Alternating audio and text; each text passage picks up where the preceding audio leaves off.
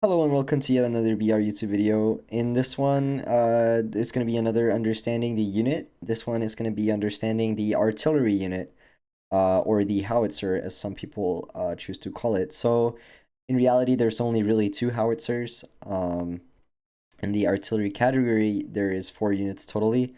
So you got the 2 howitzers from Martyrs, and you got the Liberty howitzer as well. Got the ATG, and you got the rocket launcher. But we're gonna do an in-depth video on the rocket launcher, and probably also an in-depth video on the ATG anti-tank gun. So this one is only gonna be the howitzer, um, the artillery from Martyrs camp and from the Liberty camp. So if we just scroll down here and we find the assembly station and the manuals, we want to be looking at the modern units probably. So, the howitzers, right? We can actually look at, okay, we're gonna have to look at the stats in here. Perfect. Attributes. Okay, if you look at this unit, it's got a few attributes that are kind of show and tell about what this unit can do and what it can't do, right? So you see, obviously, it's a default artillery unit and does way more damage to fortifications than it does to units on the field. Overall, it has a slower reload speed than the Liberty RD. We're gonna compare those if possible. I'm not actually sure if I have a Liberty RD that's laying around that I can directly compare it to.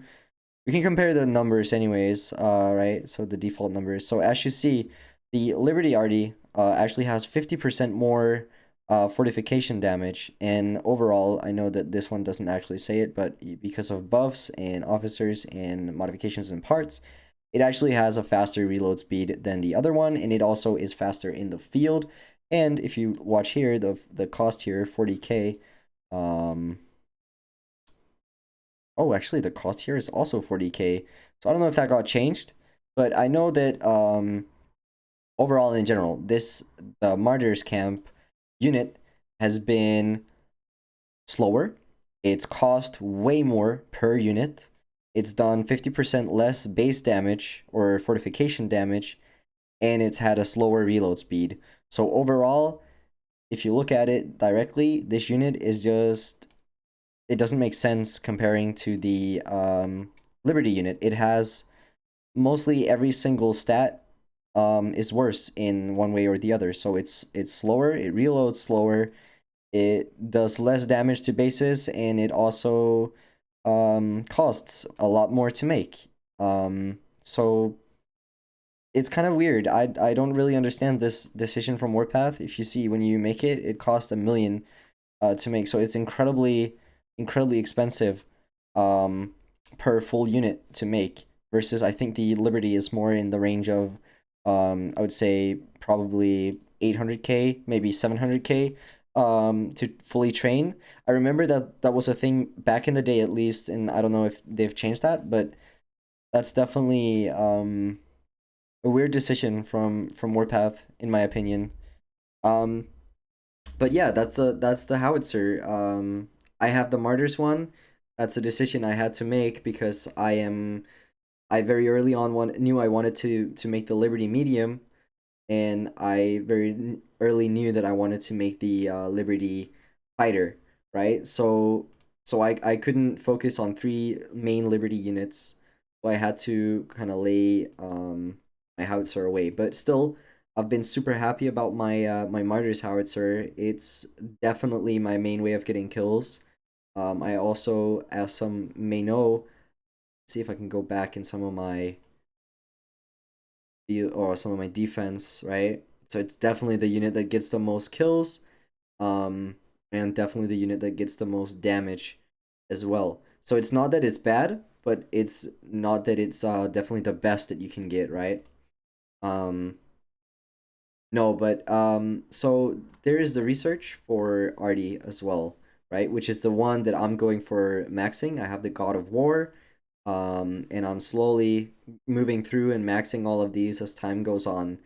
Um, so you could say that either one of them works. But definitely, if you have the choice early on in the game, go for that Liberty Howitzer because it's just so much better.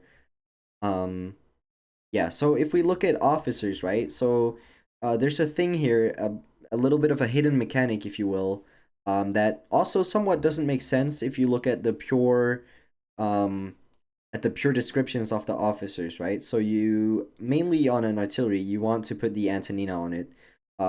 If you have a rocket launcher, you also want the Antonina on there. So kind of you have to make the decision: do you want rocket launchers with 4 grids, or do you want howitzers with 5 grids, right?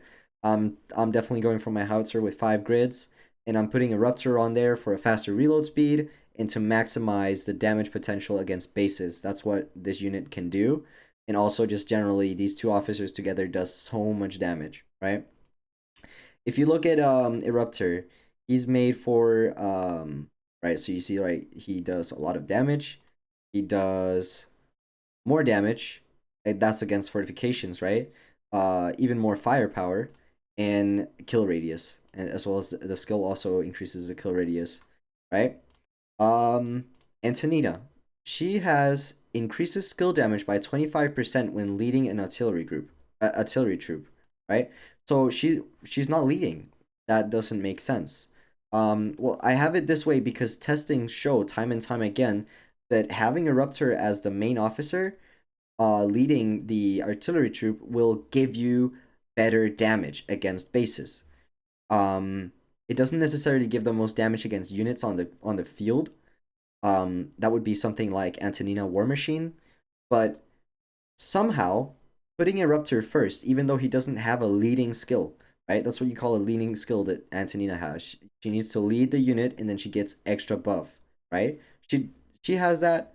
Eruptor doesn't have that, but still, you need to put Eruptor first to get more damage. It feels like Warpath has made some kind of mistake here.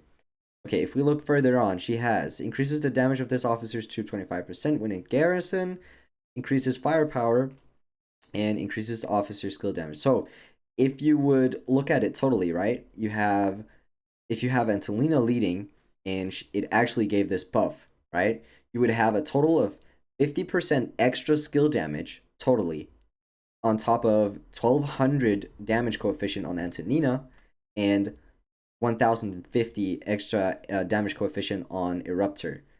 On top of that, you have the 30% firepowers. So overall, you have a 60% extra firepower on the troop, right? So these two officers together on an artillery are incredible. And especially, in garrison, you get extra 25% damage on top of everything else, right? So this is just totally to give you an incredible amount of damage. Eruptor is super good because he also increases that reload speed, right? Um, or maybe that's actually been taken away because I don't. Maybe it's because I'm not reading down here, right? Reduces the load time of the officer's artillery by 10%. So the artillery will shoot faster. It will do more damage, and if these buffs were working as they were supposed to, it would also do more skill damage overall, right? Somehow it's not, which is why I'm running with the Eruptor Antonina.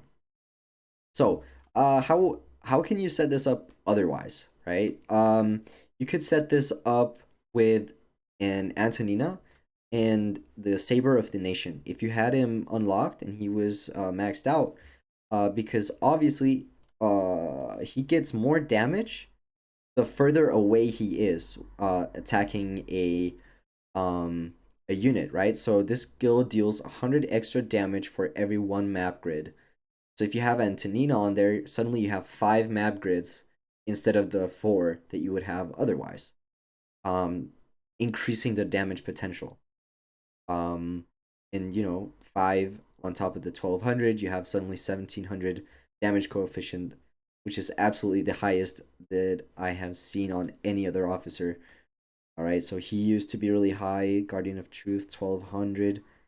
Antonina, I think, is the highest otherwise. Yeah, 1200.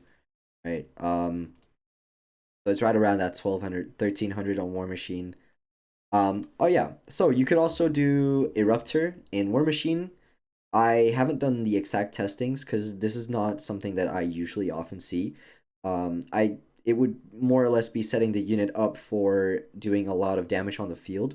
if you know that you're going out with a lot of rallies and you need to be shooting a lot of units on the field, you're increasing the damage, you're increasing the reload speed, meaning your damage potential is getting higher, right? Because the more shots you shoot, it doesn't matter how many damage buffs you get, but if you shoot faster, you're just gonna be able to sustain that fire and pump that damage out.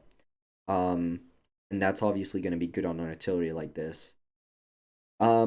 If you run a secondary artillery, you could definitely put on like something like Percy. You could put tip of the spear. I've seen people do. That's especially if they run triple RD, triple RD one SH for base busting. Um, you can put tip of the spear on there because then you know that the 3RD are going to be somewhat close to each other, and you're going to keep on getting those buffs on top of each other, right? So he and Percy, they have the yeah, first into the fray, right? So they increase firepower of friendly troops within 2 map grids. And that's how you could be setting up multiple artillery. Huntsman, I don't know if I said it, but yeah, he's super good for that. Bloody Mary can be super good for an artillery as well, just to increase the speed, right? And Huntsman to increase the skill damage and to increase, like, if you're out in the field, you have a little bit of skill charge, target someone, and you stick them, right? You stick them for that 1 second. That might be the difference between life and death when you're fighting with an artillery, because you get that stick, and then you can get 1 more second to shoot your shot first, or to increase your skill damage first, right? So that's also really good. That's more or less it. That's all there is to these artillery. I would say go for the Howies. In this new update, they're still super good. Only thing you have to watch out is to have air cover, because they're obviously fragile against bombers. You run one out and they get targeted by bombers and they're gone. So playing safe with them is what you need to do, and putting them inside of army groups that you know will be covered by air units, so that they don't just get picked off, right? And then, you lose like 4 units or whatever in a fight, you can just press retrain, right? If your reserve lines aren't getting flanked or guerrillaed by enemies. But yeah, I mean, that's it. Thank you very much for watching. I hope to see you in the next video. I hope to be starting to post a little bit more. I have a very interesting video idea that I'm gonna try and pitch very soon, to get that started. And yeah, then we're looking forward to Conquest. Hopefully, today is Wednesday. Hopefully on Friday, we're gonna get the Conquest invitation or whatever it is, telling us that we're going into Conquest qualifications on Monday. And then hopefully in about 2 weeks, we're going to be in Conquest and we can start posting a lot more on the Conquests. And hoping this time that we don't get stuck in the corner of the map so that we can't fight, stuck in between 2 allies, right? No, but we hope that this is going to be a good event. We're looking hopeful. Yeah, so thank you guys for watching. I hope you leave a like. I hope you want to comment if you have anything to say. And other than that, I hope you have a very good day. Thank you for watching. See you next time.